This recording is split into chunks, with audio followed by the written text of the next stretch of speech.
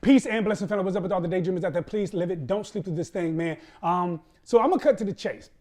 I'm here to tell you who you need to vote for. That's right, you heard me correctly. Who do you need to vote for in this coming up election for the president seat? I hope I said all that right. Anyways, this is who you need to vote for. Let me go ahead and get to it. You need to vote for the person whose policies you agree with. You need to vote for the persons whose policies you not only agree with, but that you want to see put in place. That's who you need to vote for. People go to the voting polls for so many various different reasons. Some of them go for policy, some of them don't. Some people go strictly because they are loyal to the party. It's called brand loyalty to a certain degree. Party loyalty, because everybody that you grew up with was a Republican or a Democrat, because your mama was a Republican or a Democrat, because your friends, your family, your church, or whatever the case may be. Is majority Democrat, majority Republican. So that's what you vote for, but you vote without really a proper understanding or knowledge about any of the policies or even any of the core fundamental beliefs of that particular party that you are voting for. You're just simply in there with a blindfold pressing buttons, hoping for the best, right? Then there are those individuals that vote on other aspects and stuff like that. I want to give one specific example. I mean, and I'm only using this as an example, so please don't get mad and be like, why he got to bring up all that from the past? But it's a perfect example.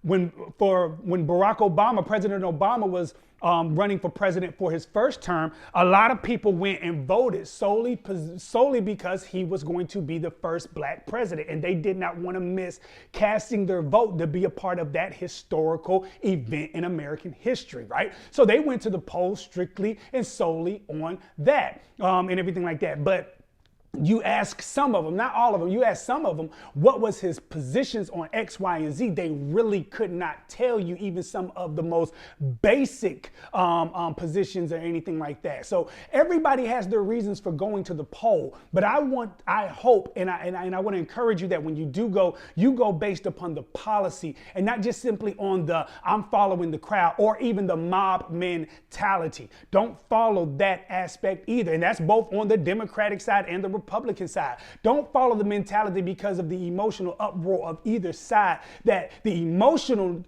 caught upness, if that is the way to put it, persuades you to say, yeah, I'm with you and I'm voting for X, Y, and Z. And then when you go back and you look at some of the things that are being put in place, you're like, wait a minute, I don't agree with none of that. I don't agree with any of that. So I'm not here to tell you who to specifically vote for and everything like that. I'm leaning towards a side, but I am not fully there yet. I'm still trying to calculate and look at the plans from the opposite side that I'm leaning further from, right? So it's that aspect of knowing why you're going into that ballot box and why you are voting. And here's the thing. I want to make this crystal clear. Understand that when you guys are debating over whether a policy is right or wrong, I want you to understand how you're debating that. You're debating that from the perspective on how that policy will impact you and the people that surround you. Most of the time when we debate policies, especially when it trickles down to the local level, because some policies don't even hit you at the local level, okay? Let's just be 100. Some do, some don't. But let's act like all policies that we debate come and trickle down to the local level. It does have some form of ramification, but how you feel it varies, okay? How it affects you can vary tremendously. So let's give you an example. You got one policy, you'll debate that it's a good policy. But why are you debating that it's a good policy? Well, you're debating it a good policy because for the most part, it positively affects you. It has a good narrative for where you're trying to get to in life. But if you to the opposite side who says it's a bad policy, they're saying it's a bad policy simply because of how it's going to probably negatively affect them or people that are close to them or that they love and stuff like that, that would be affected by that policy and stuff like that. We pom-pom, we cheerlead, and we cast down and we throw stones at. We pom-pom for what's going to help us, and we cast stones at things that are not going to help us. And that's the thing about a policy, about a legislation. Not all legislations are inherently good, nor are they all inherently evil. At the end of the day, it's how they affect affect you that sends you to the ballot box stating, yeah, I'm voting for this candidate and I'm not voting for this candidate and stuff like that. I want to give one more example on how people go to the polls, right? So you can have a candidate where you completely agree with every position that they've ever stated and made. Everything so far, everything you totally 100% agree with. But what typically tends to happen is the one point that you see as a moral issue that you won't vote for. You see it as a spiritual concern that you won't vote for. And I'm gonna give you an example. I know a few people that will agree with the candidate on everything they stated, will agree with it wholeheartedly, but because that candidate supports the right to abortion, they're pro-choice, they will not vote for that person at all. That's another reason why people go to the polls and vote the way that they vote. People have their own mind frame going into that ballot box, but it needs to be shaped and molded more so around the policy. And so I guess what I'm getting at is I'm trying to encourage you guys not to follow just simply because you're a part, your family's part of a particular party, and nor follow the mob mentality, nor the emotional roller coaster that becomes centered around voting. Do not get sucked into being just don't get caught up into all that stuff. But the last thing I do want to mention, the very last thing that I do want to mention to you guys is simply this.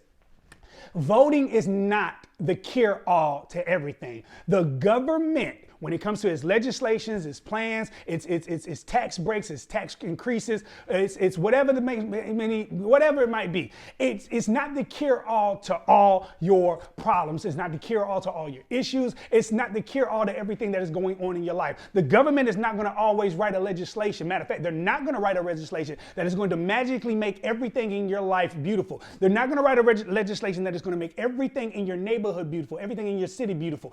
Guess what? A lot of the work that we complain about that the politicians are not doing, a lot of that work boils down to you as an individual within the city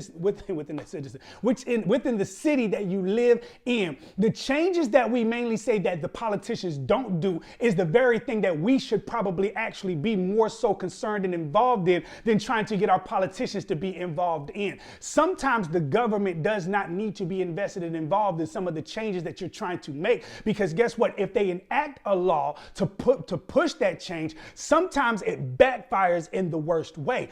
But I want to just say this.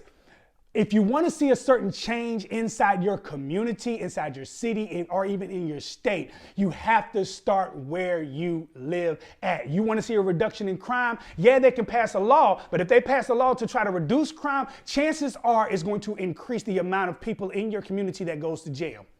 All right. It's a reality that we got to understand.